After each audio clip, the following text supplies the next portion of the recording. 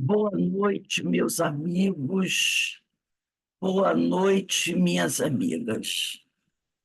Nós estamos aqui na Sociedade de Estudos Espíritas Francisco de Assis, hoje, dia 28 de agosto de 2024, às 18 horas.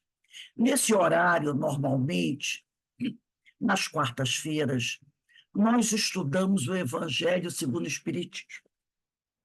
Mas hoje, em especial, na última quarta-feira do mês, nós vamos iniciar um outro trabalho, que também tem a ver com o Evangelho. Vocês estão me ouvindo bem? Também tem a ver com o Evangelho. Porque nesse trabalho, que nós chamamos, né, de Fórum de Ideias e Debates Espíritas, que nós temos o fórum, que vai acontecer sempre aos sábados, 2, 3 vezes por ano, e esse fórum agora, que vai acontecer toda última quarta-feira do mês. Então, nós resolvemos apresentar nesse fórum temas que têm uma certa complexidade, principalmente para a gente discutir dentro da casa espírita, dentro do meio espírita, para mostrar para vocês como essa complexidade existe. Antes de nós trazermos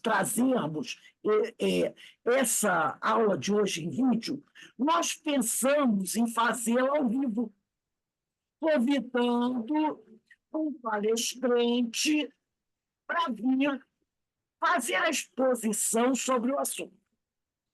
E qual é o nosso assunto? Eu vou lê-lo aqui bem claro para não deixar dúvida nenhuma sobre isso.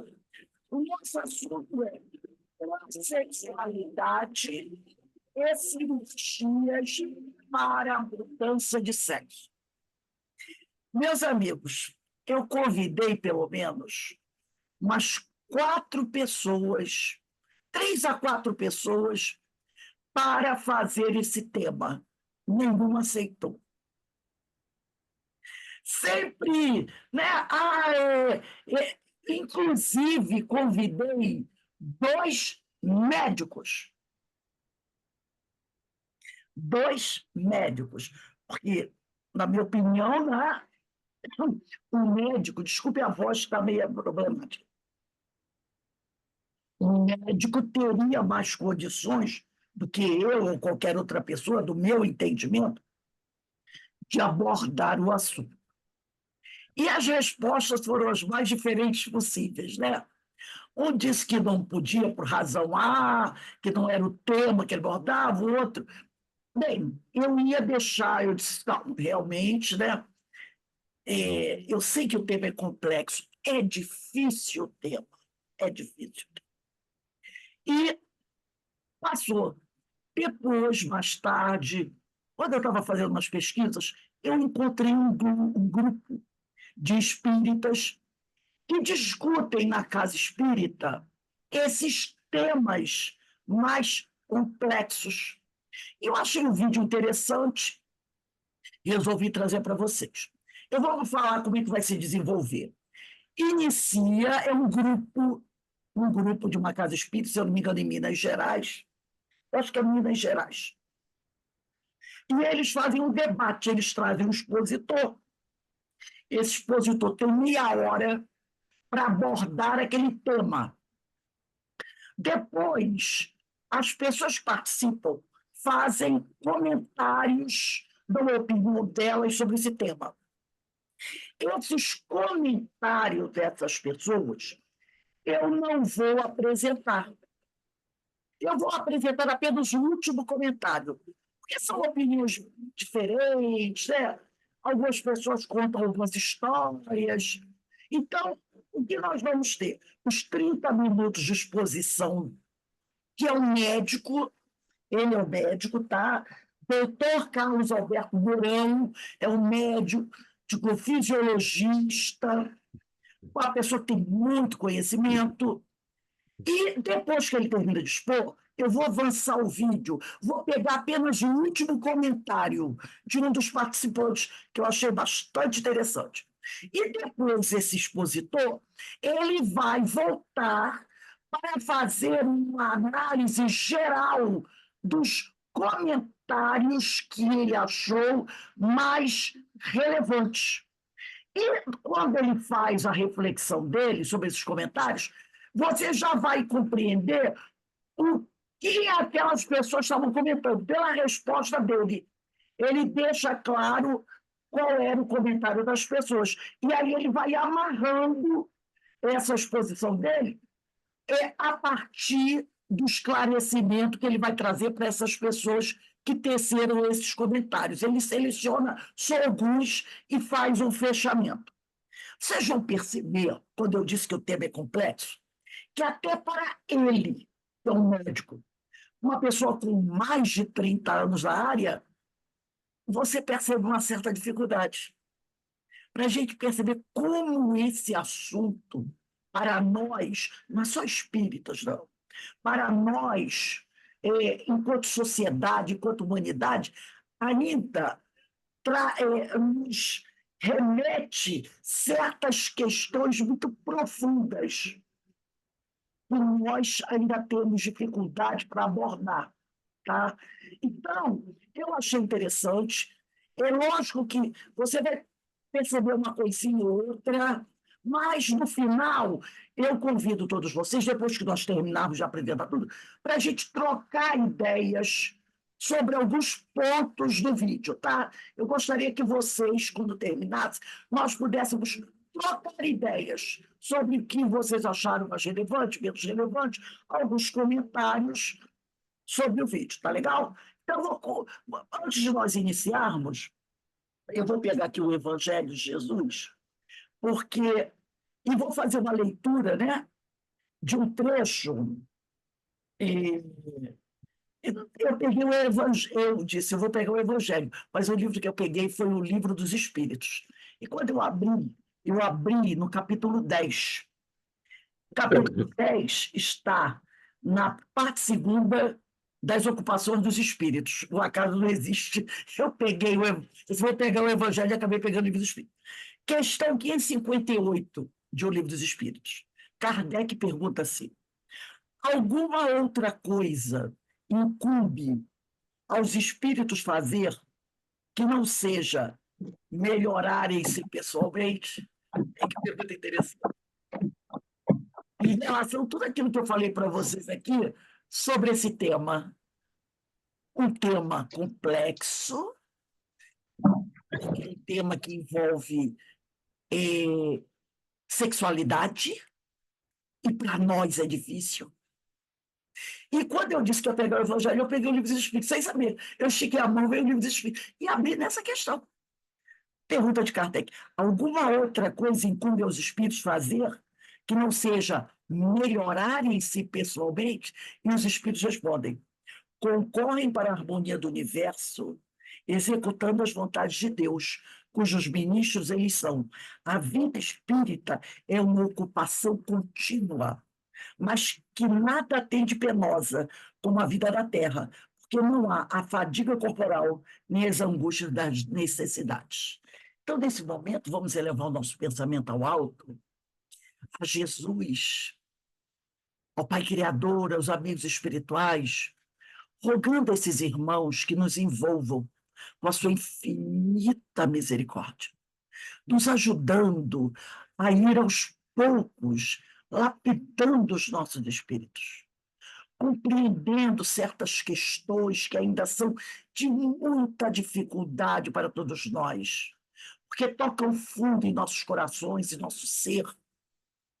Então, Senhor, te pedimos nesse momento que sentimos aqui, de uma maneira muito forte, a presença dos amigos espirituais, a nos envolver, a compartilhar conosco dessas informações que o nosso irmão, doutor Carlos Mourão, traz para a gente, de um tema tão difícil para todos nós. Porque a questão da sexualidade é uma questão que machuca e toca o homem desde do início da sua presença nesse planeta. Então, todos nós temos pontos de interrogação, temos dificuldades em nosso íntimo em relação às questões sexuais. Quantos de nós, em vidas passadas, sofreram por esse tema, por essas questões? Assim, Senhor, te pedimos que nos fortaleça, que abra nossas mentes, que nos ajude a compreender.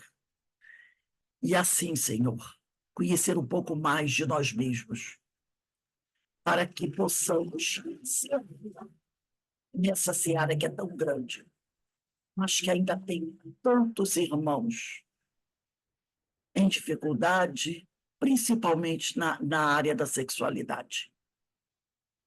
Que a tua luz, que a tua paz esteja sempre conosco, hoje, agora e sempre, graças a Deus. E realmente, né, eu estou sentindo muita presença da espiritualidade aqui, porque é um tema muito delicado, mas, ao mesmo tempo, ainda muito complexo para todos nós. Então, como eu falei, é um vídeo que nós vamos trazer, estou repetindo aqui, porque alguns companheiros estão chegando agora, porque foi difícil, não era esse o meu objetivo era trazer um palestrante, mas não consegui, porque muitos não aceitaram falar sobre o tema, por isso eu trouxe um vídeo, né, de um grupo que faz esses estudos. Como eu falei, é um vídeo pequeno, e depois eu vou avançar o vídeo, porque as pessoas vão fazer comentários que nós não vamos ouvir. Vamos pegar apenas um último comentário e depois o próprio palestrante vai encerrar o vídeo fazendo uma análise dos comentários dos participantes, tá bom? Eu vou compartilhar aqui com vocês. E no final nós vamos fechar com alguns comentários.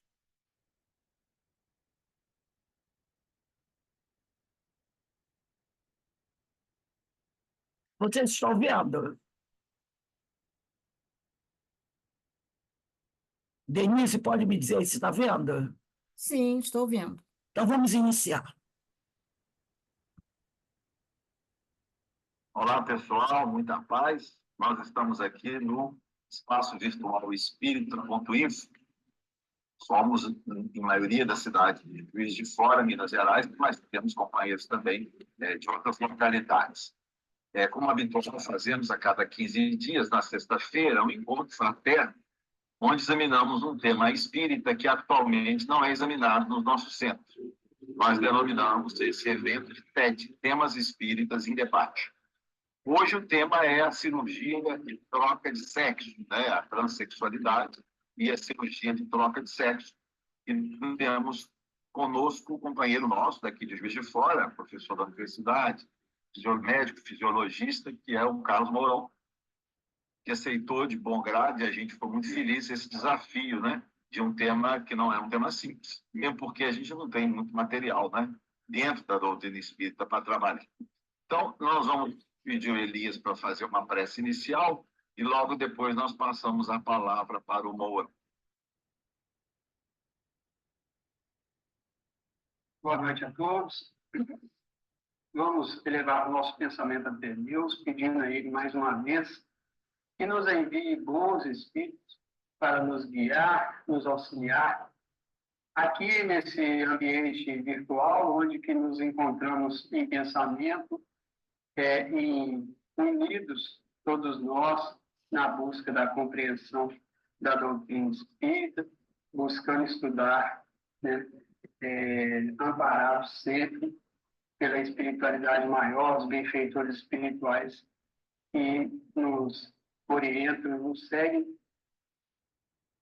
que eles possam conduzir os nossos pensamentos e amparar também, né, ao nosso expositor da noite, para que ele traga as luzes do nosso conhecimento e do nosso esclarecimento o tema que vai ser debatido aqui.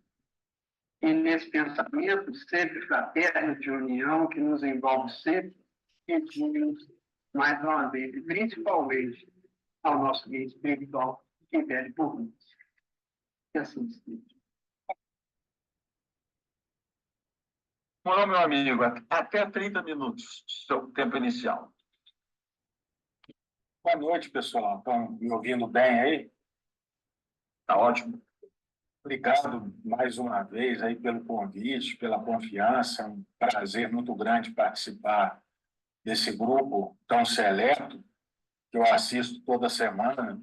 Assim, toda semana não, né? De 15 em 15 dias. O tema que me incumbiu é um negócio assim que um desafio que eu fiquei refletindo sobre isso, estudando, tema muito difícil, e não deveria ser muito difícil, porque é uma situação tão humana, tão comum. A gente vai falar de transexualidade e cirurgia de mudança de sexo, que se chama hoje de cirurgia de redesignação sexual. Primeiro, é muito importante a gente separar alguns conceitos que são muito novos, porque na minha geração, por exemplo, a gente não tinha clareza desses conceitos. Uma coisa, o que a gente chama de sexo é uma questão mais biológica. E por que biológica? Porque quando a gente olha para um indivíduo da espécie animal, até da espécie vegetal também, a gente tem características visíveis que sinalizam que é macho ou fêmea, masculino ou feminino.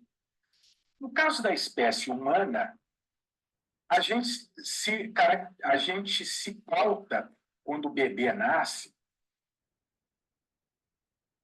Sumiu aqui uma imagem, não sei se vocês estão me vendo aí ainda.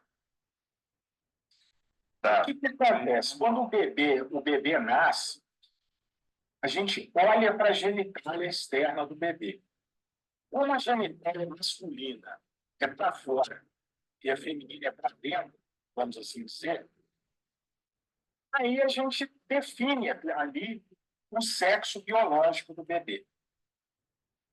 Só que, então, a palavra sexo se refere à biologia, à genética, cromossomo Y. Se for masculino é XY, se for feminino é XX.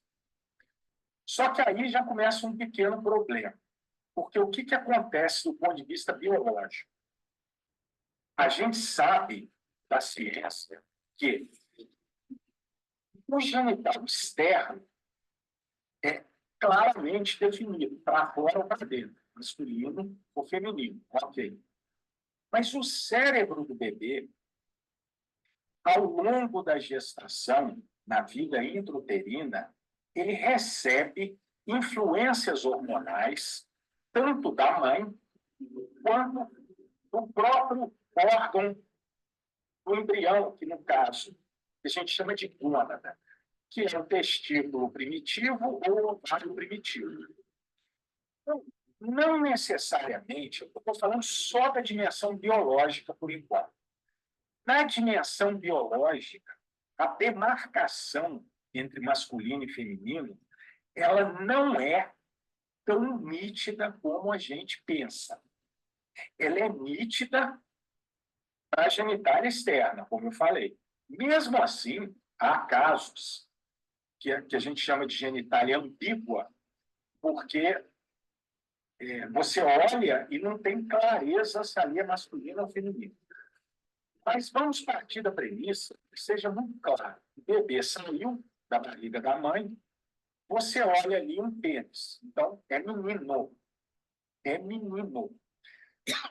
O problema é que, biologicamente, a gente não sabe se aquele cérebro é masculino. Aí vai dizer assim, mas então existe diferença biológica mensurável entre o cérebro masculino e feminino? Existe. Isso está muito bem estabelecido pela ciência. tanto em animais quanto em humanos. O cérebro não necessariamente corresponde ao genital externo. E aí começa um problema.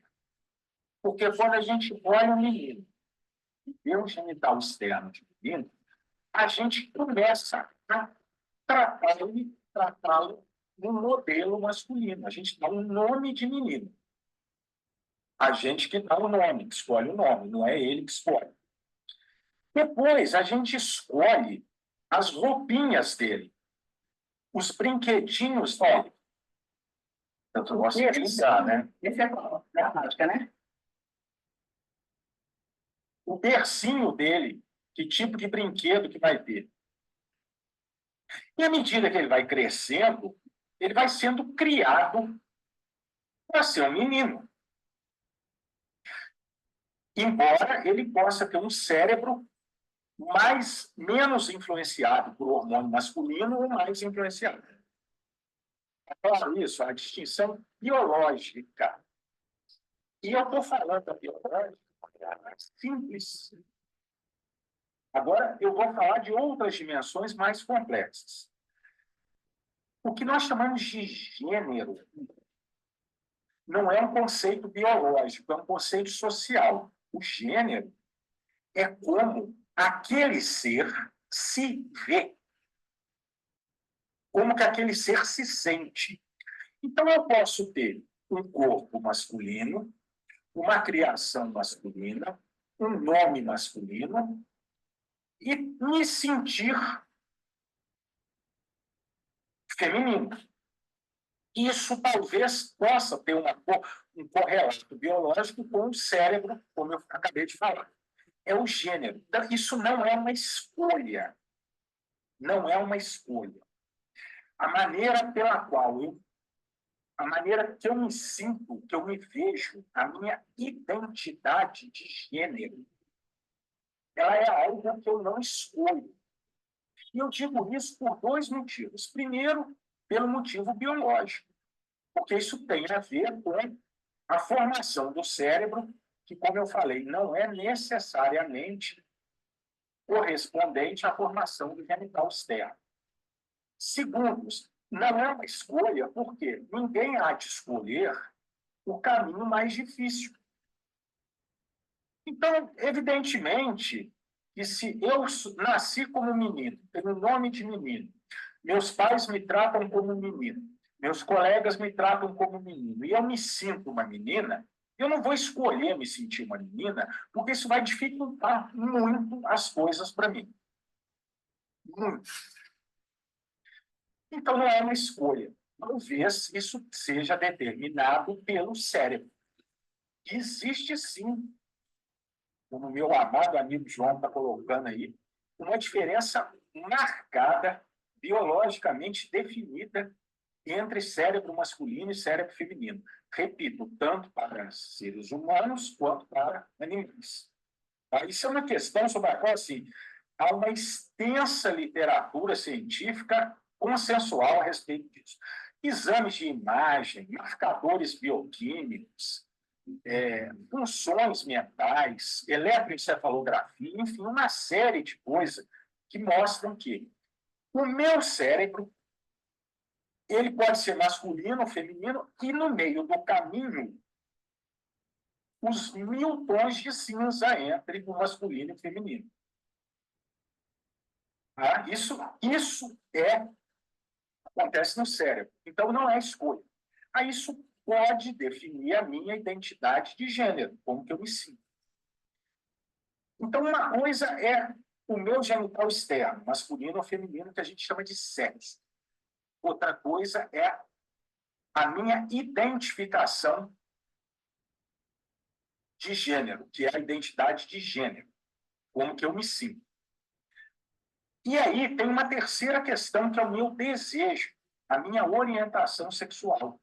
Eu posso me sentir uma menina, olha bem, posso ter uma genitália masculina, um corpo masculino, me sentir feminino e ter atração, desejo pelo feminino.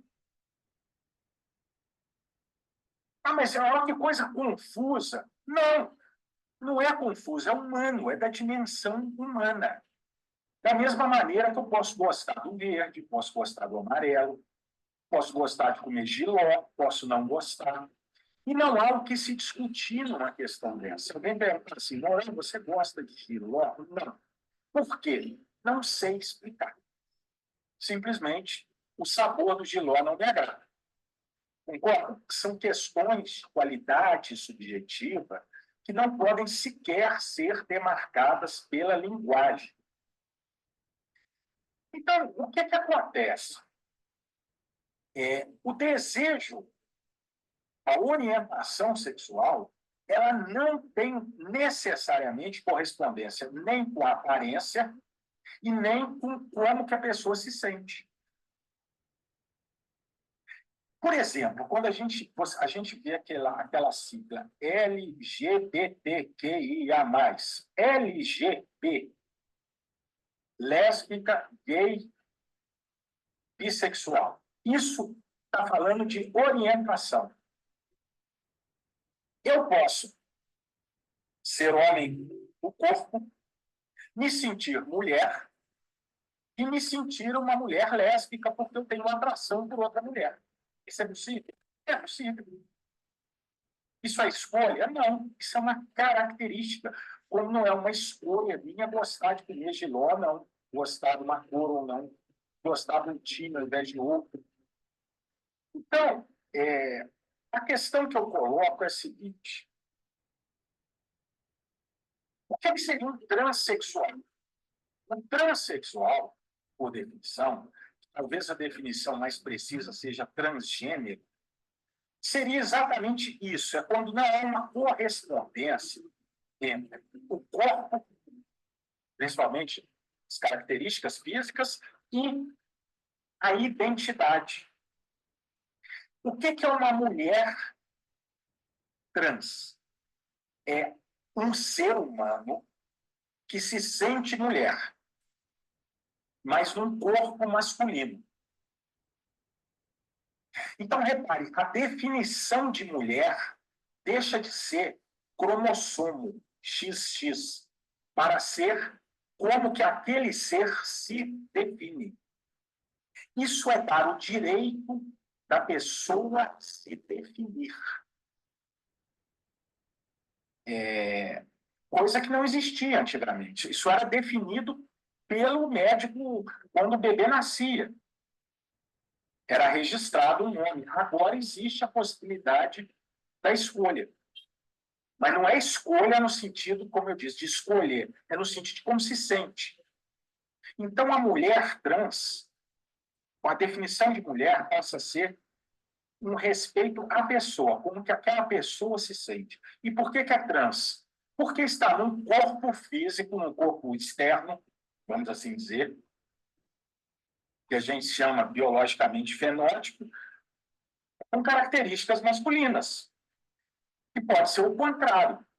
Agora, o detalhe é, uma mulher trans, que são os travestis, por exemplo, as travestis, né, talvez seja mais correto, a mulher trans, ela pode ter desejo por homem ou por mulher. E o órgão sexual não tem necessariamente a ver com isso, porque um dado que eu busquei agora no laboratório da USP de sexualidade, um dado muito interessante, 95% dos transexuais não gostariam de fazer uma cirurgia para trocar de sexo.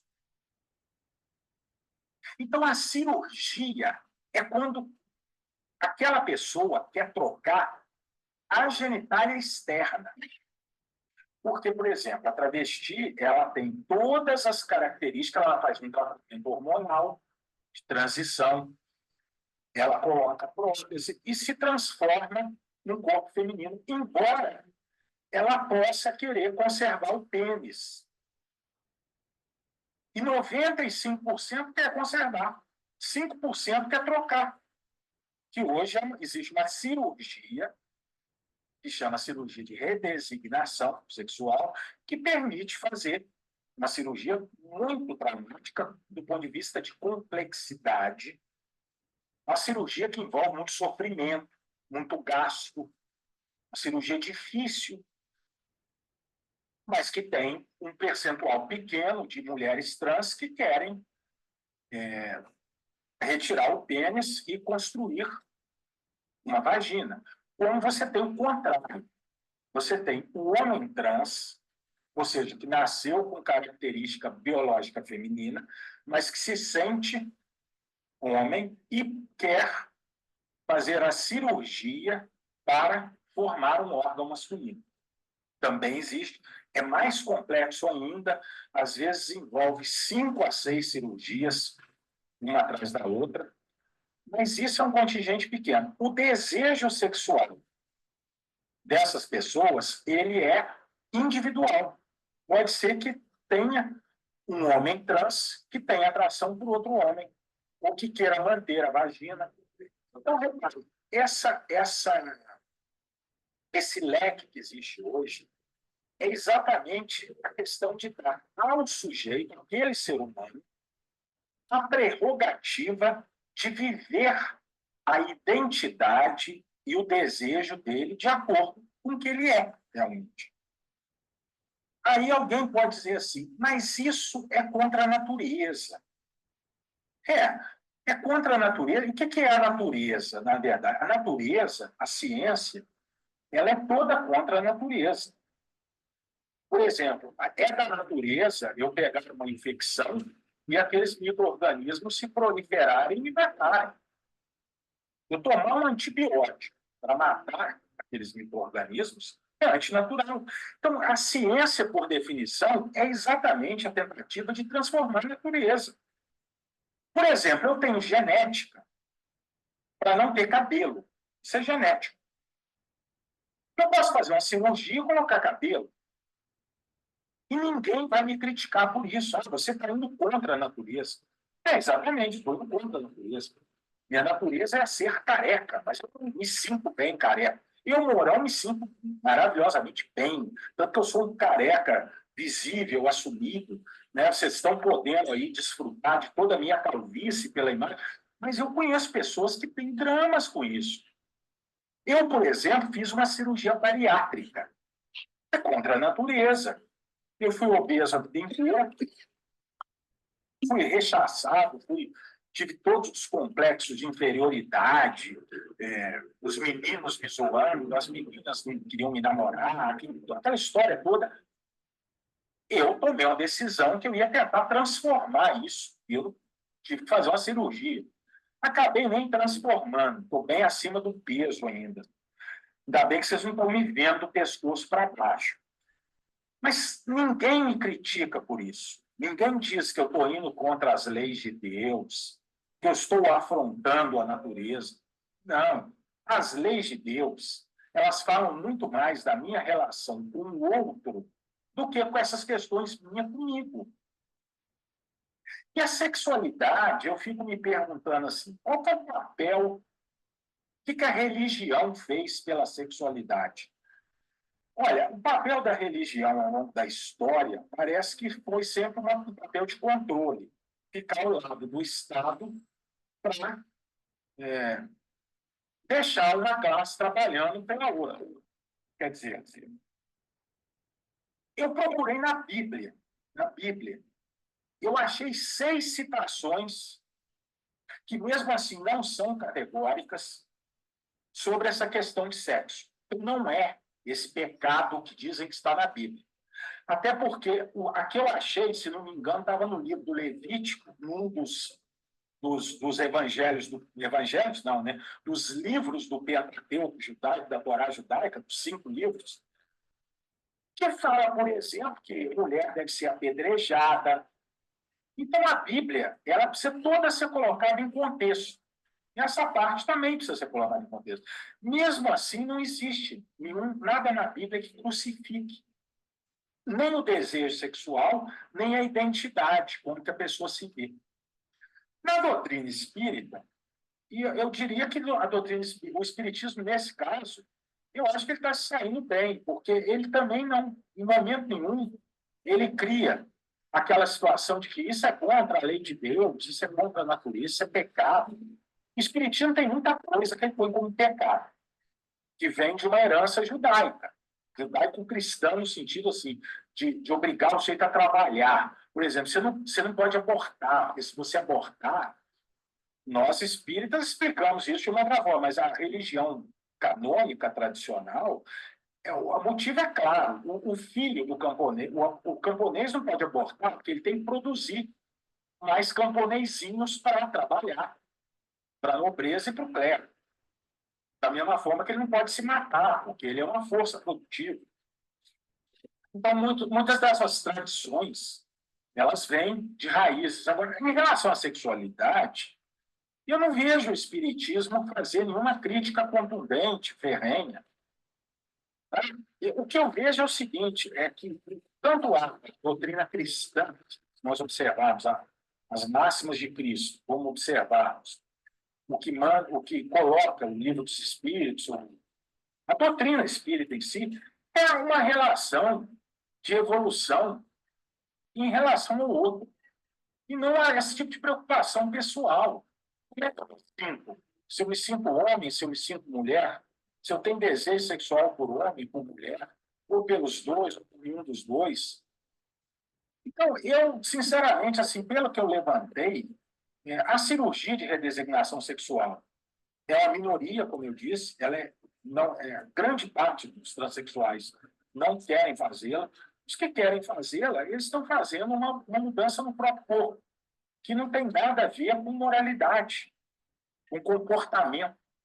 Comportamento é a última instância. A primeira é sexo, depois é o gênero, que é a identidade, depois é orientação, como eu falei, para quem o seu desejo se volta, e, finalmente, o seu comportamento.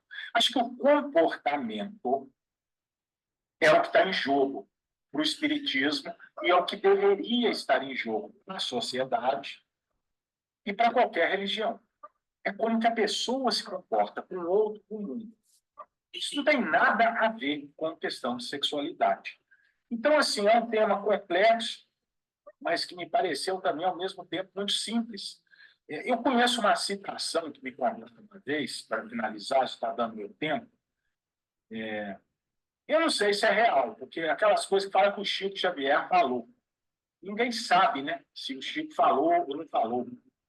Porque tudo o Chico dizia, não sei onde está o registro disso, mas uma frase que eu gosto muito, que o John Guedes falou uma vez, o escritor, dizia assim, olha, o Chico uma vez disse que a espiritualidade não está interessada naquilo que você faz da cintura para baixo.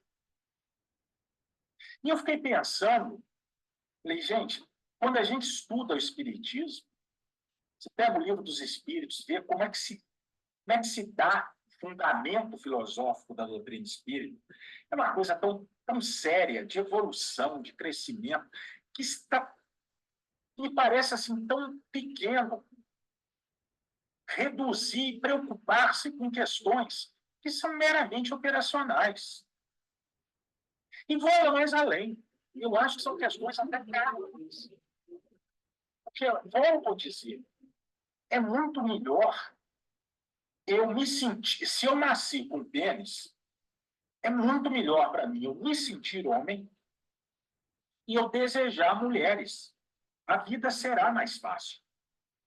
Se for diferente, isso pode ser, isso provavelmente é uma prova ou uma expiação. Então, é algo que tem que ser acolhido. E, para finalizar, dizer o seguinte, o termo minoria em sociologia, ele não se refere necessariamente a número, ele se refere à questão de poder. Os transexuais são uma minoria de poder. Então, toda minoria, do ponto de vista ético, precisa ser protegida e não atacada. A questão é, do meu ponto de vista espiritual, como que nós agimos com o mais fraco? Porque parece que é disso que se trata. A humanidade está num ritmo de competição, que é exatamente o contrário. O mais forte comendo o mais fraco. E será que a questão não deveria ser o mais forte, protegendo o mais fraco? Talvez nós tivéssemos um mundo melhor, um planeta melhor, uma sociedade melhor. Então, antes de mais nada, isso que a gente tem visto de ataque às questões de sexo, de gênero, é uma covardia. E está se batendo naquele que é mais fraco, naquele que tem menos voz, que tem menos representação. E, finalmente, eu já falei finalmente 4 vezes, né? Mas agora vai ser finalmente mesmo, senão não acaba. De todos os preconceitos, o relacionado à sexualidade é o pior. Porque eu fui um menino gordo, massacrado pelos meus coleguinhas de rua. Mas eu chegava em casa, meus pais me acolhiam. Um menino índio, massacrado, ele chega em casa e ele é acolhido pelos pais índios. Um menino negro também é acolhido. Agora, um menino gay, ele é massacrado na rua e, normalmente, ele é massacrado ao quadrado quando chega em casa. Nem em casa eles encontram refúgio. E também não têm encontrado refúgio no último dos lugares onde se busca, na religião. E nós, eu acho que nesse aspecto do Espiritismo, salvo exceções, ele acolhe. Mas é importante acolher sem juízo. E se for para fazer algum juízo, façamos o seguinte: estamos diante de um espírito, de um ser humano, que está passando por uma prova ou por uma expiação. Precisa da nossa proteção, não precisa dos nossos conselhos e dos nossos julgamentos. Bom, meus queridos, minhas queridas, é o que eu consegui pensar e elaborar para trazer, para dividir com vocês.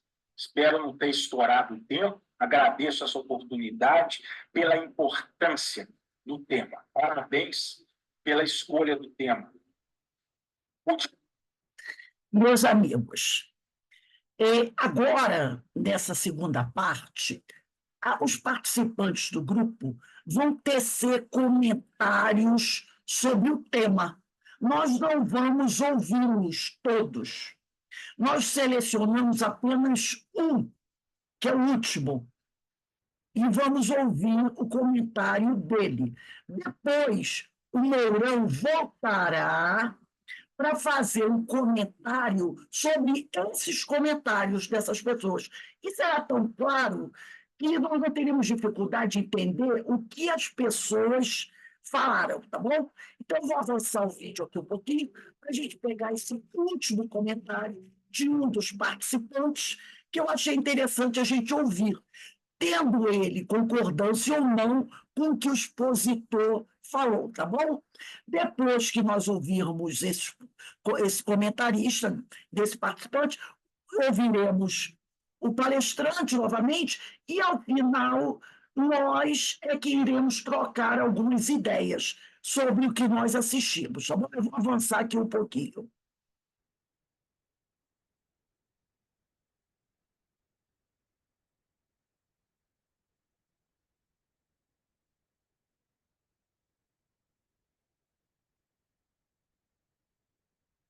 Vamos começar aqui.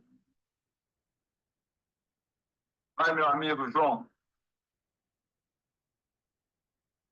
Senhoras, senhores, boa noite. Me desculpem eu ficar limitado por esse binômio, porque eu não tenho outra designação para usar a não ser masculino e feminino por vocês. Antes, gostaria de saber se entre vocês tem alguém que é homossexual, tem alguém que é transexo, porque eu sou aquilo que muitos de vocês chamam de uma mutação biológica, uma monstruosidade psicológica, uma aberração semiótica. Em 2019, esse discurso foi proferido pelo filósofo Paul Preciado. Ele foi convidado para fazer um discurso inicial no encontro de 3.500 profissionais de saúde mental. E ele começou anunciando que ele era um filósofo trans. E que o próprio a Bíblia de vocês, ele usa esse termo DSM, coloca lá com disforia de gênero. Então, ainda hoje, eu sou alguém portador de um transtorno. E eu tenho lutado contra isso só. Só eu e a prisão da subjetividade, do qual me enclausuraram com rótulos estigmatizantes. A neurocientista Gina Ripon lançou um livro em 2021, a título de formação, chamado Gênero e os Nossos Cérebros, onde ela mostra que o cérebro masculino e feminino não teria diferença nenhuma. 2021, editora Rouco. E é uma maneira de quadrar os estereótipos dentro do determinismo biológico ou neurológico. O Preciado ele não conseguiu concluir o discurso dele. Pela metade, imagine você, em 2019. Interromperam gritaria, desrespeito, devassa, imoralidade. Só que sempre tem alguém com o celular gravando, caiu na rede social, aquilo bombou, e a editora chegou a ele: olha, nós queremos publicar todo o seu discurso. O discurso dele virou um livro. Esse é o título do livro. Eu sou o monstro que vos fala. Relatório para a Academia de Psicanalista, onde o autor vai colocar como a gente está preso nesse binômio de gênero, orientação sexual, sexo, e acaba estigmatizando como o movimento espírita faz. Hoje a gente pode compreender que uma pessoa transexo na casa espírita, ela é considerada obsidiada, está em provação, está em expiação, ela nasceu no corpo errado. E é um estigma, estereotipando, criando uma marca social sobre a identidade de alguém. E ela vai ter que conviver com essa marca social. Se hoje diante de vocês eu disser, gente, eu sou transexo, o olhar de vocês mudaria radicalmente. Até a leitura de vocês, é por isso que naquele dia o João Márcio falou isso. Agora eu estou entendendo por que ele é assim. Agora eu estou entendendo por que ele é assado. Mudaria totalmente o meu olhar a partir do momento que descobrisse que eu era transexo. Então, o incômodo não é ter um falo ou uma vagina, ponto ou conversa, é o olhar social. O sofrimento não é o corpo, se é XX, XY que eu nasço, é o olhar do outro, social. Se você nasce num corpo com cirurgia, você aceita, se resigna, mal usar esse corpo de uma forma diferente dos heteros, mas o olhar social, esse que dói, estigmatiza e que mata. Ninguém vai procurar cometer um homicídio por alguém por ela ter um órgão genital A ou B. Mas pela maneira que ela se veste, ela fala, ela fala. O sofrimento é construído socialmente, sem qualquer base biológica. E esse estigma é fomentado na casa espírita. Você não tem um presidente de casa espírita. Simplesmente, ele nega a própria identidade, o sentimento pertencimento. Eu acho que essa voz precisa ser levantada por todo o movimento espírita numa questão ética do Cristo, onde o que conta é o amor próximo, o amor a si mesmo, a fé, a obra, a caridade, dependente da categoria que você esteja ou que alguém queira te enquadrar. Que o ser humano, em sua essência espiritual, é maior do que qualquer outro. Bom, eu vou passar a Fala do João, foi tão boa, João. Eu estou prolongando o TED de hoje até meia-noite. Tá? Morão, você pode fazer os comentários. Depois a gente dá mais uma rodada, se tiver tempo. Eu estou muito feliz de ter motivado tanta colocação.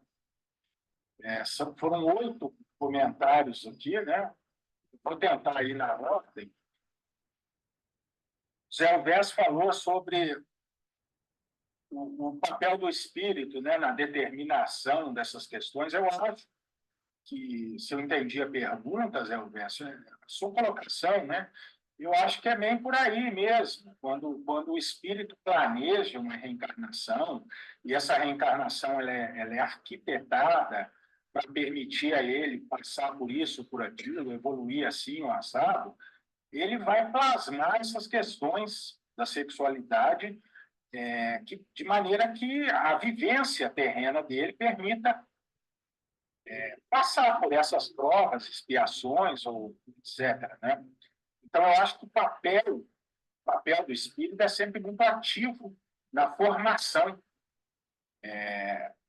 do próprio DNA, da própria genética, de todo esse aparato biológico que vai permitir a ele uma vivência de uma forma ou de outra.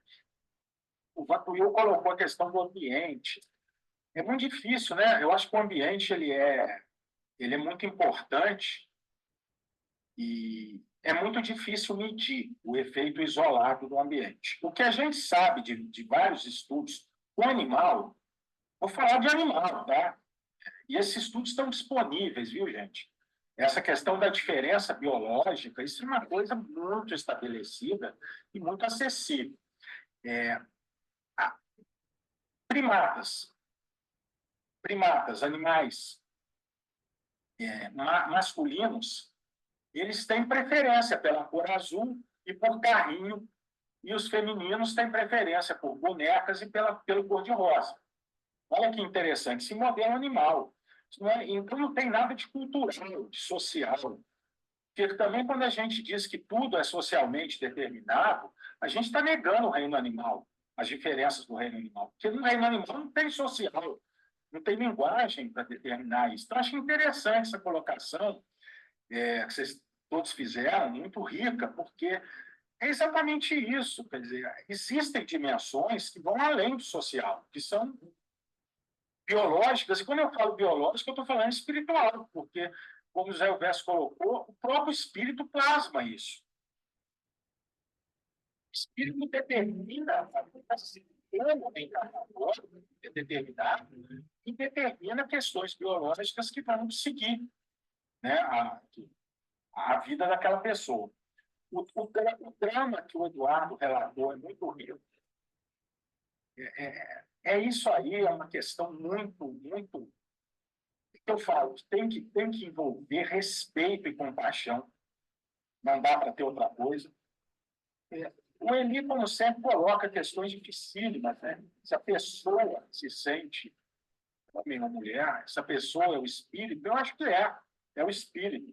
Então, e se for o espírito, então, tem sexo num grau?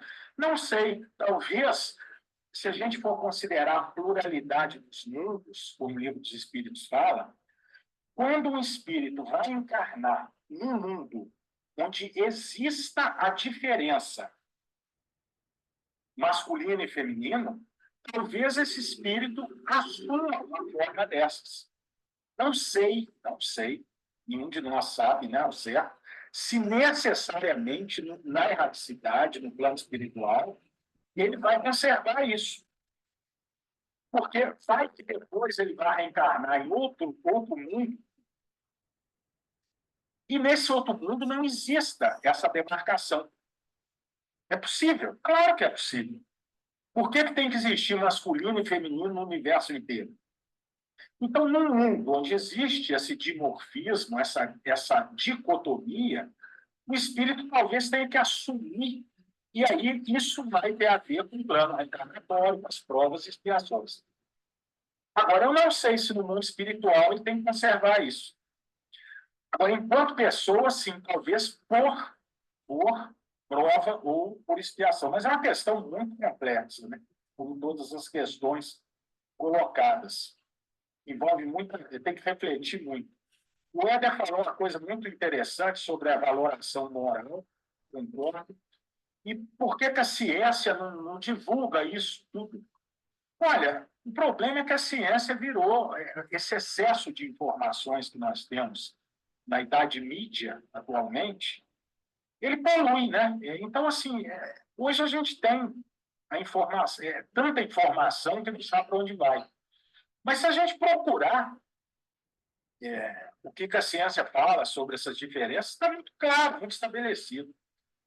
Mas eu concordo muito, viu, Éder? Eu acho que a ciência está devendo à sociedade. A gente até já fez, acho que um TED sobre isso, né?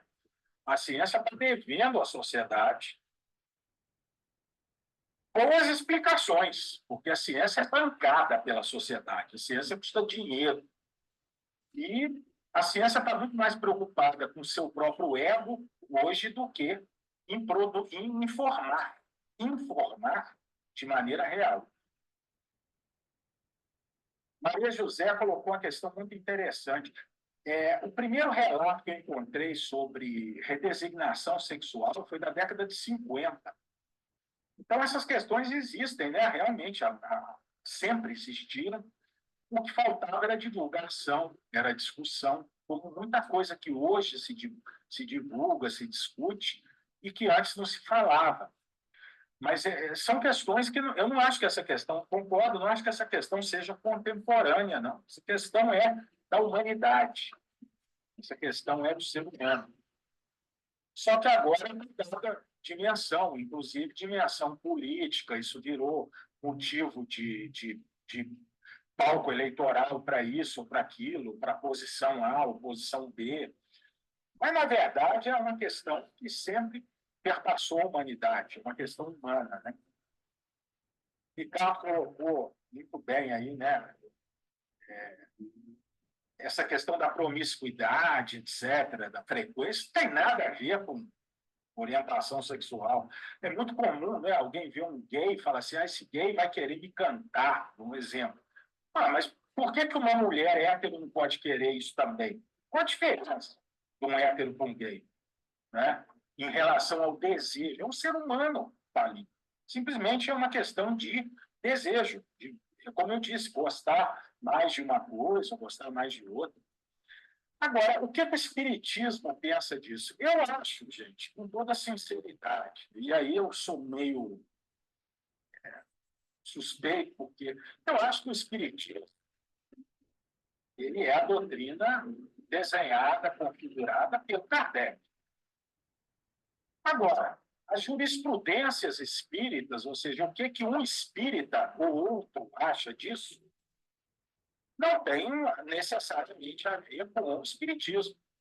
Eu acho que tem a ver com chiquismo, com divaldismo, com o que for. Não estou falando isso em tom depreciativo, não. Estou falando em tom filosófico.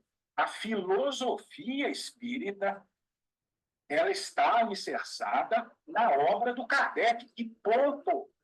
Claro que pode haver pensamentos, comentários. Agora, o que o Espiritismo pensa, no meu entendimento, é aquilo que está na obra do Kardec. E como o Ricardo colocou muito bem, podem procurar, como eu disse, nem na Bíblia. Ninguém vai encontrar uma condenação categórica para essas questões sexuais. Muito menos no nosso Pentateuco kardeciano, nas obras da codificação. Não vai encontrar. Vai encontrar o contrário. Ricardo falou muito bem. Se Deus permite que eu faça uma cirurgia de nariz, é porque está na lei de Deus permissão para isso. E eu posso operar meu nariz para tentar minimizar o meu trauma do meu nariz, grande ou pequeno. Senão, simplesmente não seria permitido.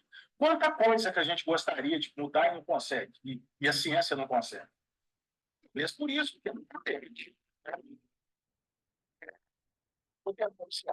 Vocês desculpem, porque foi muita coisa, e eu não quero tomar, não vai até meia-noite, porque tranquilo. O João Marcos falou as coisas, como sempre, interessantíssimas. Disforia de gênero não ter esquecido de falar disso. Disforia de gênero é um transtorno quando a pessoa tem um intenso sofrimento pela sua identidade sexual. Porque não é doença, nunca foi doença para a medicina, isso é um equívoco. Dizer que a psiquiatria taxava homossexualismo como doença, nunca achou, nunca. Sabe o que é doença para a psiquiatria? Fobia. Homofobia é doença para a psiquiatria. Transfobia é doença para a psiquiatria. Isso é doença. Doença no sentido de transtorno, sofrimento. A classificação internacional de doença e o DSM nunca categorizaram orientação sexual como doença. Isso não é verdade. Nós temos que ser justos com a pobre da medicina. Ela nunca disse isso. E até hoje se coloca que isso é considerado como uma doença. Não, não é. Não é considerado como doença. O que é considerado como doença é a fobia. Aí é doença. Se eu sou transfóbico, eu sou doente. Se eu sou homofóbico, eu sou doente. Quanto à questão biológica da diferença dos cérebros, é muito importante colocar o seguinte. Eu já tive essa discussão, esse debate com o pessoal das ciências humanas, e eles dizendo, não, isso é tudo socialmente construído. Vamos negar a biologia. Eu falei, ok, se a gente nega a biologia, então a gente está assumindo que é escolha. Porque se não está no meu cérebro a diferença, não está em nada, eu que vou escolher se eu me sinto homem ou mulher, e se eu gosto de homem ou de mulher, ou dos dois ou de nenhum. A biologia, na verdade, ela não é antagônica à sociologia, nesse caso. Ela, pelo contrário, ela afirma que não se pode discriminar questões que têm um fundo biológico. Como você não pode discriminar uma pessoa que nasceu com olho azul. Mas, poxa, mas você não tinha outro olho para nascer? Você não podia ter nascido com um olho mais normal, mais castanho, acastanhado? Não, eu nasci de olho azul. Então, o determinismo biológico, ele não é para negar a dimensão social, não. Pelo contrário, ele é para dizer que existem diferenças que vão além do social e que não estão no controle do indivíduo escolher. Ou seja, não é escolha. Com relação ao cérebro masculino e feminino, igual eu falei com você, existe uma... real. Na época que eu fiz meu mestrado, foi no ano 2000, eu estudei uma coisa chamada assimetria cerebrais, que é exatamente essa diferenciação entre um hemisfério cerebral e o outro, o lado direito e o lado esquerdo do cérebro. Naquela ocasião, num levantamento preliminar, eu encontrei assim, uma enxurrada de evidências científicas mostrando essas diferenças. Então, e isso é bom que exista, essas diferenças, porque, como eu disse, se a diferença está no cérebro, e talvez o cérebro seja plasmado pelo espírito encarnante, pelo plano reencarnatório, essa diferença não está contra o sujeito. Não sei se eu estou conseguindo ser claro. No momento que eu coloco a biologia como, não vou dizer determinante, mas como um arrastamento muito forte, eu estou querendo dizer que não é escolha. Enfim, era isso que eu anotei aqui. E volto aí para vocês. E volto a dizer, tá? Quando me perguntam, não me perguntam porque eu não sou autoridade espiritual, muito pelo contrário.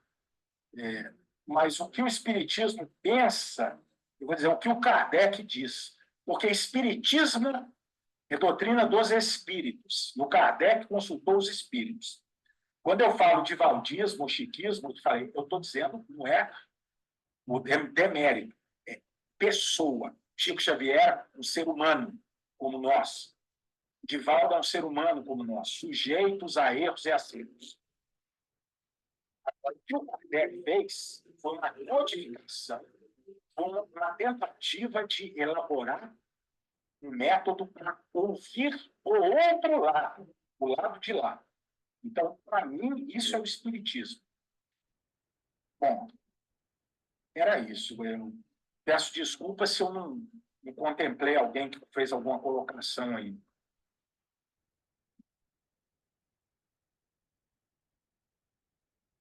Meus amigos, esse é o tema, né? A gente percebe o quanto é difícil, o quanto é complexo conversar sobre isso, o quanto as pessoas ainda encontram dificuldade de falar sobre esse tema que está relacionado ao humano, ao ser, ao espírito. E uma coisa que eu achei muito interessante, né, foi essa colocação de que nós somos espíritos imortais. E na nossa sociedade, até hoje, né, ainda se dá muito valor à questão física,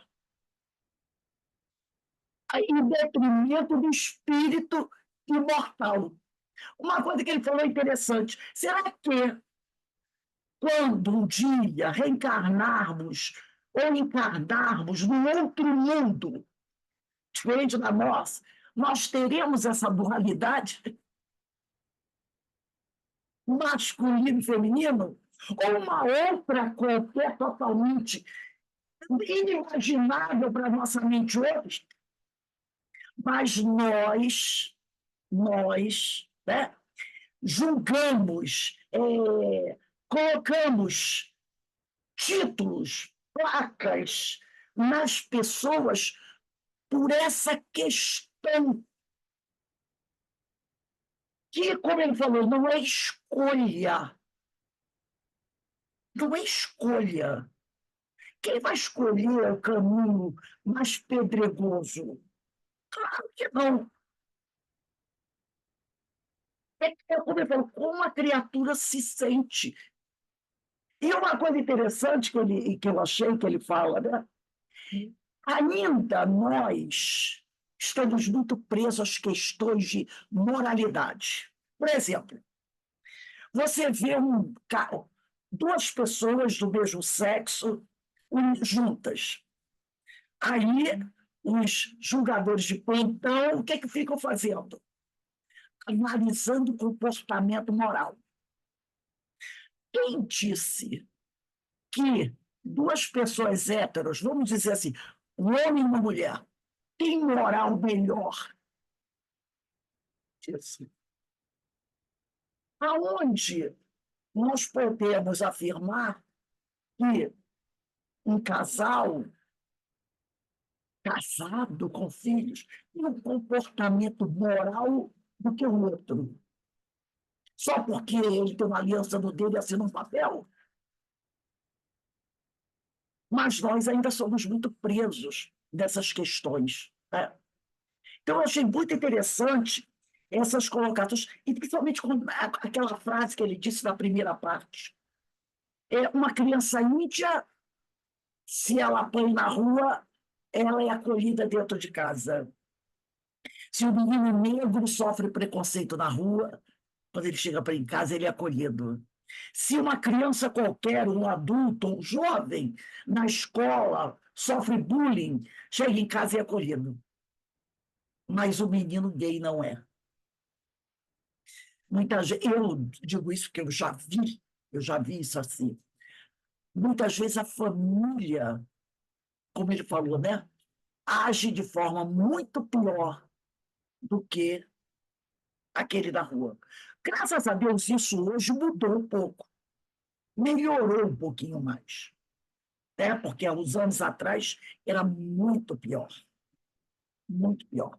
Havia casos até de pais que mataram filhos, ou que expulsaram os filhos de casa, né?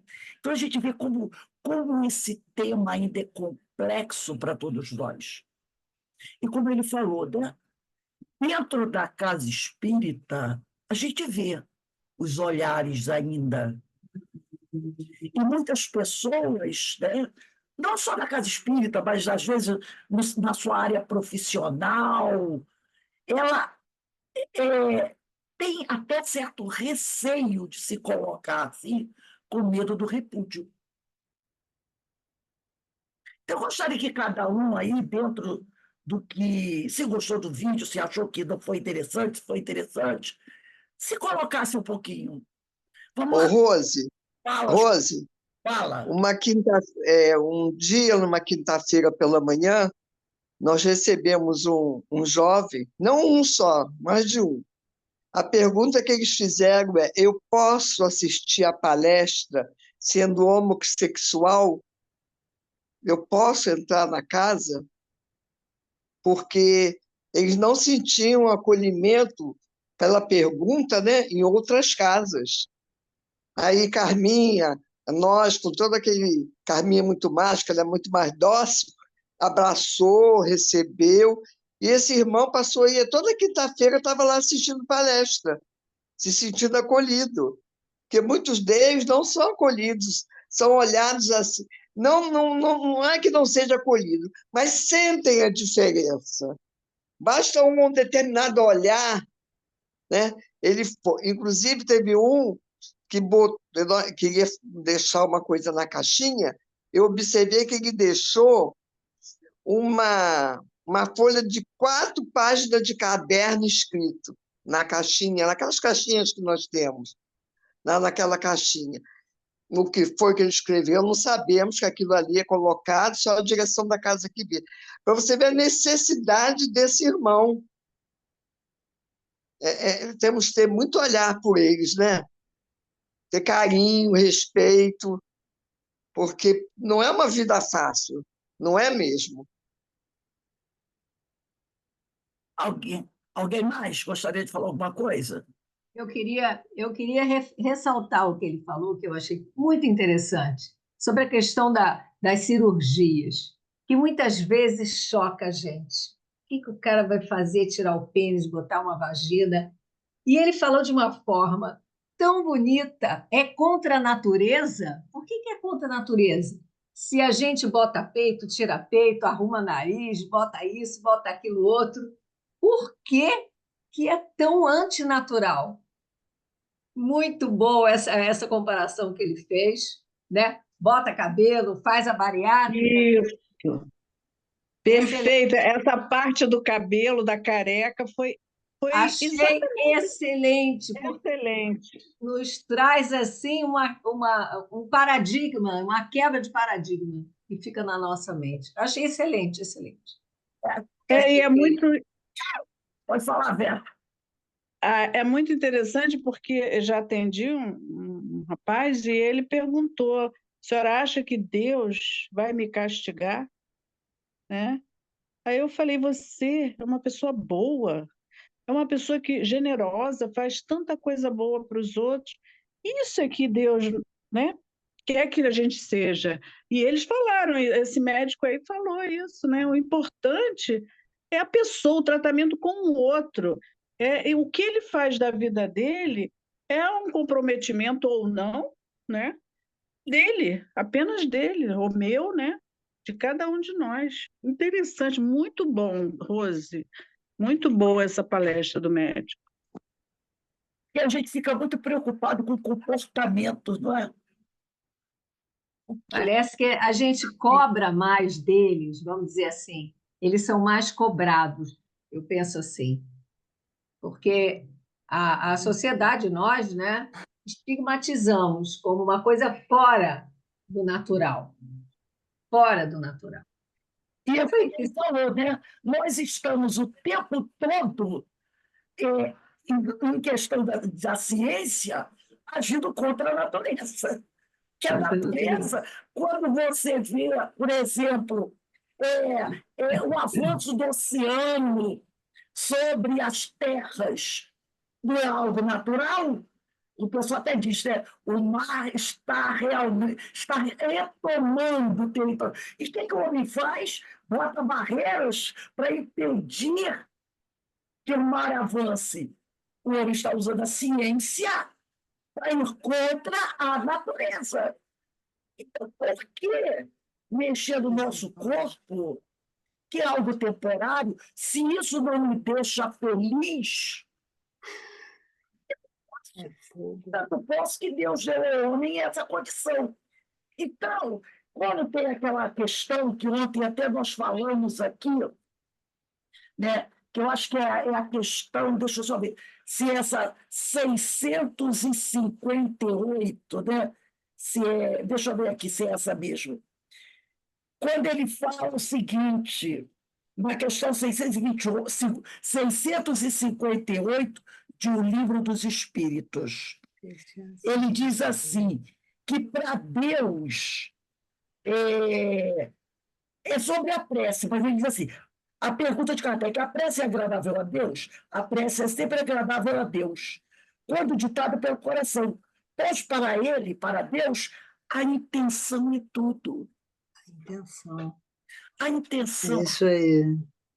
Muito linda. Que essa criatura, esse ser, está fazendo aquilo? Porque ele quer ser feliz. Ele quer se sentir em harmonia. É por isso. A intenção é tudo. Que horas vai acabar a reunião? Então, é por isso que ele está agindo assim. Então, Deus vê a tua intenção. Mas É isso aí. ficamos presos nas questões morais. Olha, uma coisa que eu achei muito interessante, não é sobre homossexualismo ou transexualismo, é sobre o aborto.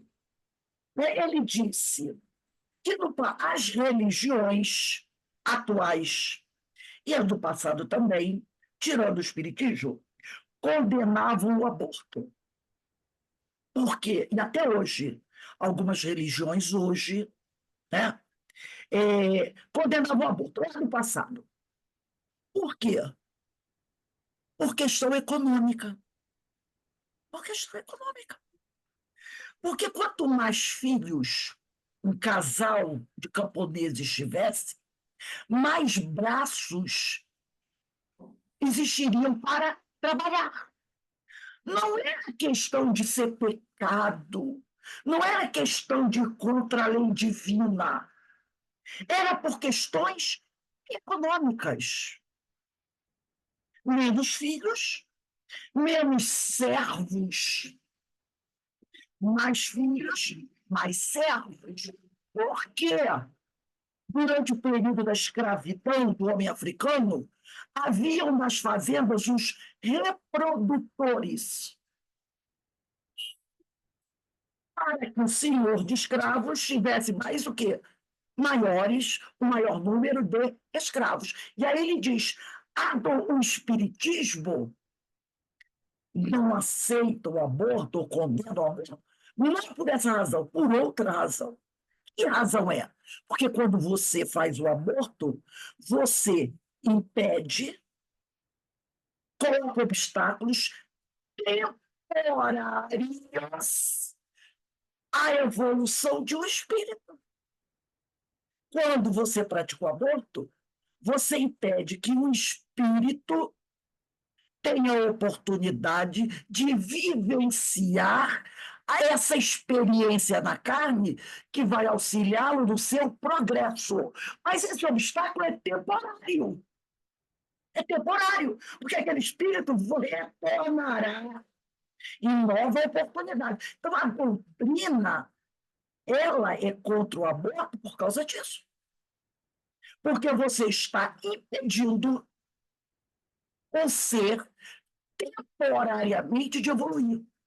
E pela misericórdia divina, no planeta Terra, que a gente não sabe em outros planetas como é que a coisa funciona, Deus nos dá essa oportunidade, pela misericórdia do espírito reencarnar num corpo de carne, para viver uma experiência onde ele terá um certo nível X de aprendizado. Quando você pratica o aborto, você está atrapalhando, colocando obstáculos na caminhada, no progresso evolutivo de um espírito. Por isso ele é condenável. Não por questões econômicas, como a maioria das religiões colocam. Isso tanto é verdade que até pouco tempo, não sei como está agora na atualidade, mas até uns anos atrás, a Igreja Católica proibia o uso da camisinha, e o uso de anticoncepcional. Ela proibia. E quando o Papa Francisco entrou, houve um debate forte sobre isso, porque a igreja não aceita o uso da camisinha, o uso do anticoncepcional, porque impede a reprodução das pessoas. E reprodução sem responsabilidade não é também um grave problema? E a doutrina espírita, não. Ela ensina o quê? Que nós temos que ter responsabilidade na formação da família. Porque é lindo ter 10 filhos, 8 filhos, e deixá-los passando fome. Então, é preciso ter responsabilidade no planejamento familiar. Isso a doutrina espírita ensina. Enquanto outras religiões dizem o quê? Não, você não pode usar anticoncepcional, não pode usar preservativo. Tem que deixar vir os filhos que Deus mandar. Isso é bom senso? Claro que não. É. Alguém mais? Eu gostaria de ouvir mais pessoas falando sobre isso, a gente ainda tem um tempinho. Ô, Rose, Vale. existe, né? As pessoas ainda, muita gente acha que hoje a homossexualidade é uma coisa antinatural. Existe homossexualidade entre animais. Em todas as espécies já foi comprovado que é uma coisa natural. Acontece. Então, quando as pessoas entenderem que o encontro são de espíritos, não é um encontro de carne, de corpos, são espíritos se encontrando, aí isso vai, né, para ver que está muito além da carne, né, do corpo físico. Acho que isso vai entrar, né, ser entendido com maior naturalidade entre as É pessoas. encontro de espíritos, porque a carne é tão temporária que ela fica aqui, Pois é. e esses espíritos prosseguem à frente. Sim. Ela tem o seu valor de nos ajudar no nosso processo evolutivo enquanto estamos encarnados. Mas ela não pode estar acima desse encontro de almas. Ela não pode estar acima. E isso passa pela nossa educação espiritual. Mas, como disse o companheiro que fez a abertura desse vídeo, que apresentou, como o tema é complexo. Tanto que eu disse para vocês que a minha ideia era trazer uma pessoa para fazer uma palestra sobre esse tema. Eu não consegui. Convidei várias pessoas, elas não aceitaram. Uma dizendo uma coisa, outra dizendo, não diretamente, eu não aceito, mas eu consegui captar a mensagem. Porque as pessoas ainda têm essa dificuldade de falar sobre isso, sobre a imortalidade. Nós ainda estamos muito presos dessas questões, dessa energia sexual, como resultado, né, do massacre que o espírito sofreu, o homem sofreu, ao longo da sua reencarnação, sobre esse tema. A virgindade de Maria passa por aí. O dogma da virgindade de Maria passa por aí, por esse preconceito. Como imaginar que o Cristo, o nosso mestre, foi gerado através de uma relação sexual, de uma relação de carne, quando o sexo era visto como uma coisa suja. Como é que Jesus nasceu passando através do órgão sexual de uma mulher que era sempre vista como impura, como ser de quinta classe? É Jesus. Como ele nasceu como nós? Então se criou o dogma. O dogma da... Porque o sexo como uma coisa suja, Jesus não poderia vivenciar o que nós vivenciamos. Olha como a coisa é tão profunda e ainda está tão enraizada dentro de nós. E como ele falou mesmo, né? Dentro das casas espíritas, raramente, muito raramente se aborda esse tema. Pode falar ainda, Rose? Pode, tem mais um minutinho aí, Eló, pode Tá, falar. ó, convivi, graças a Deus, com a pessoa mais maravilhosa do mundo, ela já desencarnou. E ela era, eu soube assim, 18, eu quando cheguei no Rio, 17, ele falou para mim, vamos lá para casa, meu namorado, viveu anos com esse outro homem, e depois conheceu a mulher dele, a esposa, né, a japonesa e tal, super felizes, e ele sempre estava bem-humorado, amava a vida, amava as pessoas. É uma pessoa assim que não dá para dizer como era bacana para a família, para todos. E desencarnou mais cedo e tudo, e eu tenho outra pessoa na família, mas essa pessoa na família, jovem, está dando muito problema, sabe? Não se aceita, quer dizer, um se aceitava assim loucamente, viveu muito bem, com ele, com as pessoas, e o outro está fazer o quê, né? Tipo, se a minha mãe falar para você, eu sabendo, né, que ele não quer que fale para mim, eu já sei, sempre soube, só que ele esconde, e aí está difícil, né? É porque aí Um a rapaz que está pessoa sofre, crescendo com né? raiva, A exatamente. pessoa sofre porque também ela tem medo. Fica perdida, ela Medo, não, e se esconde, ele se esconde. são Uma pessoa linda, questões, bonita, né? São por dentro, eu questões, acho, por fora, mas não adianta. são Tem que coisas crescer para nossas. aprender. Né? Eu gostei É muito disso. complicado. Eu espero que vocês tenham gostado. Maravilhoso, Ele muito bom, traz isso de uma forma muito clara. Deu muito para bom. perceber também que ele tem. Ô, Rose, o Roberto quer falar, está com a mão levantada ali. Fala, pode falar, meu amigo. Não, obrigado, meu amigo. Mas esse assunto, né, como você mesmo disse, Rose, teve várias pessoas convidadas e cada uma se colocou pelas tangentes, né, que é um assunto muito tabu, né?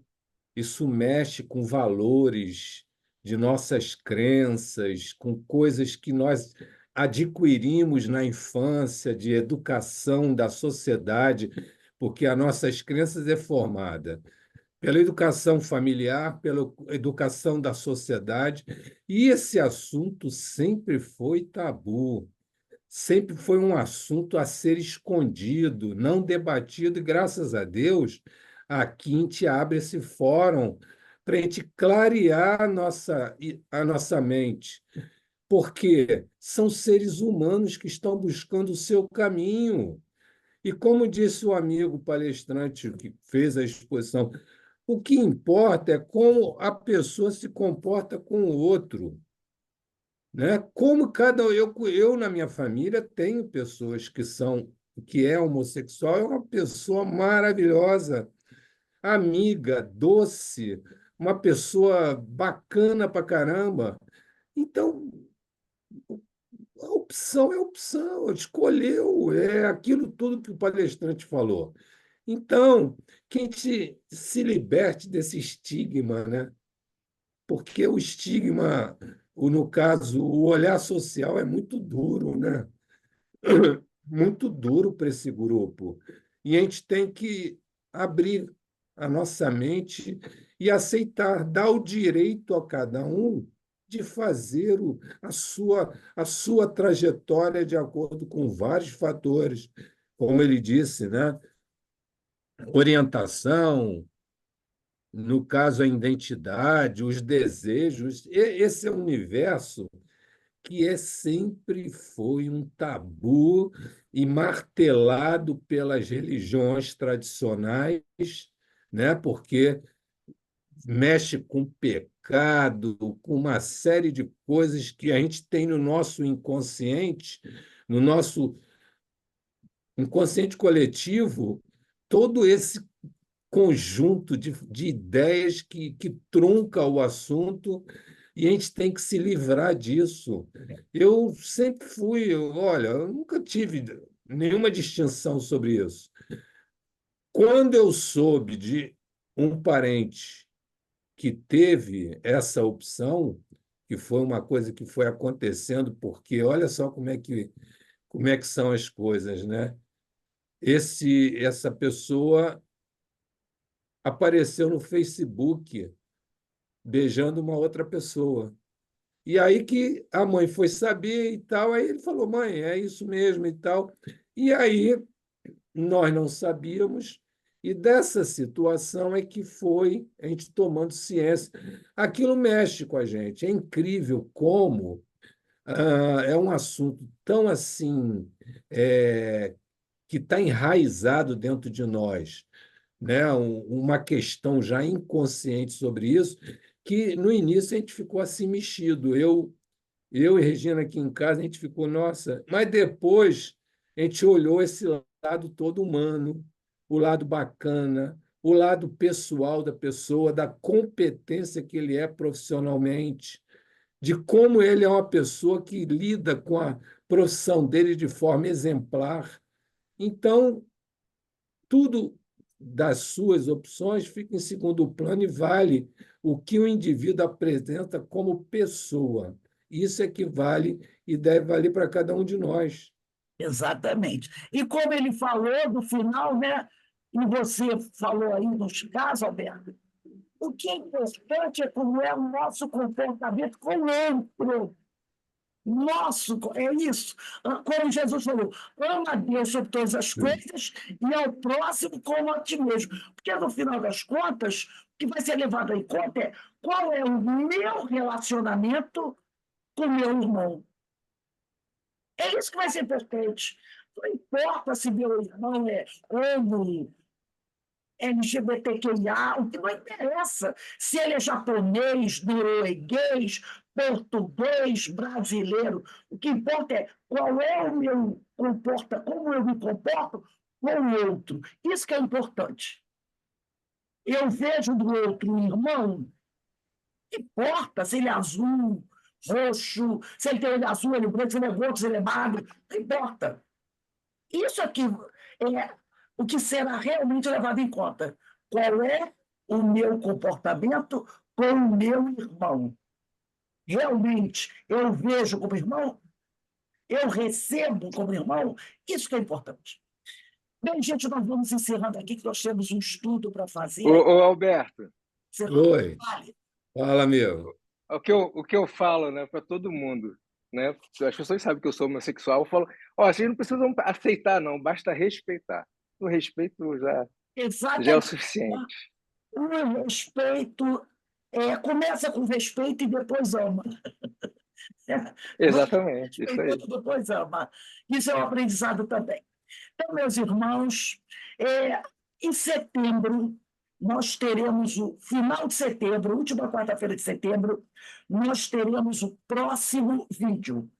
E o tema vai ser muito interessante. É outro tema também muito polêmico dentro do movimento espírita. Sabe qual é o tema? Os espíritas devem se envolver com a política? É outro tema, né? Os espíritas, é uma pergunta, devem se envolver com a política? Dia 25 de setembro, nós traremos um vídeo para comentar, discutir sobre isso. Porque todo mundo tem o seu cartão, tem o seu, como diz assim, aquele documento, né? Título de eleitor, né? Todos nós temos. Então, será que nós, espírita, devemos nos envolver com política? Vamos falar sobre isso dia 25 de setembro, tá bom? Então, nós agradecemos a Deus, agradecemos a Jesus a oportunidade. Eu acho que foi bastante proveitoso esse estudo, né? Essa reflexão. E, no futuro, teremos outro tema, outro vídeo, daqui a alguns meses, tratando também da questão da sexualidade, do homossexualismo. Vamos falar mais sobre isso, tá bom? Um beijo aí no coração de todos. Eu vou dar uma paradinha aqui. Daqui a uns 10 minutinhos a gente retorna para o estudo do livro Sermão do Monte, tá bom, gente? Eu não vou nem sair. Eu espero que vocês tenham gostado e que a gente possa continuar trazendo esses temas para a nossa reflexão, para o nosso aprendizado, tá bom? Parabéns, foi ótimo, Rose. Obrigado, meu amigo, obrigado. Obrigado pela participação de vocês.